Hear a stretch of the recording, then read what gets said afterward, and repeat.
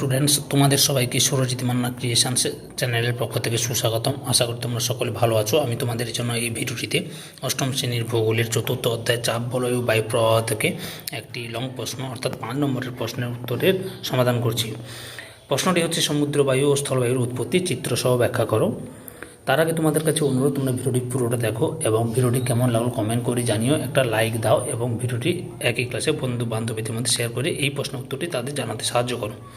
আলোচনা শুরু করছি। প্রশ্নটি হচ্ছে সমুদ্র বায়ু ও স্থলবায়ুর উৎপত্তি চিত্রসহ ব্যাখ্যা করো। উত্তর: সমুদ্র বায়ু সমুদ্র থেকে স্থলভাগের দিকে প্রবাহিত বায়ুকে সমুদ্র বায়ু বলে।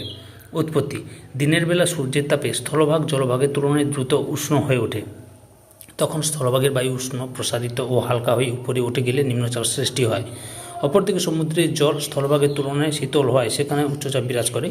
ফলে দিনের বেলা সমুদ্রের উচ্চচাপ থেকে স্থলভাগের নিম্নচাপের দিকে অপেক্ষাকৃত শীতল আরামদায়ক সমুদ্রবায়ু প্রবাহিত হয়।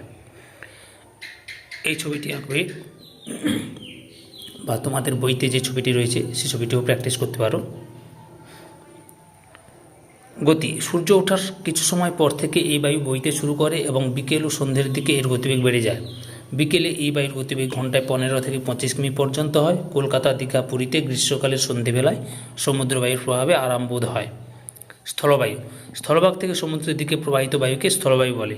উৎপত্তি: সূর্যাস্তের পর দ্রুত তাপ বিকিরণ করে স্থলভাগ শীতল হয়ে পড়ে, কিন্তু সমুদ্রের উপরের বায়ু তখনও স্থলভাগের তুলনায় বেশি উষ্ণ থাকে।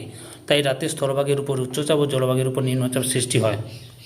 ফলে স্থলভাগ থেকে সমুদ্রের দিকে স্থলবায়ু প্রবাহিত হয়। উল্লেখ্য, সমুদ্র উপকূলবর্তী অঞ্চলে এই বায়ু বিশেষভাবে অনুভব করা যায়। এই ছবিটি আঁকবে, নাহলে তোমাদের বইতে যে ছবিটি রয়েছে সেই ছবিটিও প্র্যাকটিস করতে পারো।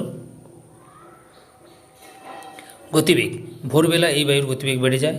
বায়ুর প্রকৃতি: স্থলভাগ থেকে আসার জন্য এই বায়ু শুষ্ক প্রকৃতির হয়। প্রভাব: এই বায়ুর প্রভাব কম, কেবল মৎস্যজীবীদের মাছ ধরতে সুবিধা হয়। সম্পূর্ণ ভিডিওটি দেখার জন্য তোমাদের সবাইকে অসংখ্য ধন্যবাদ।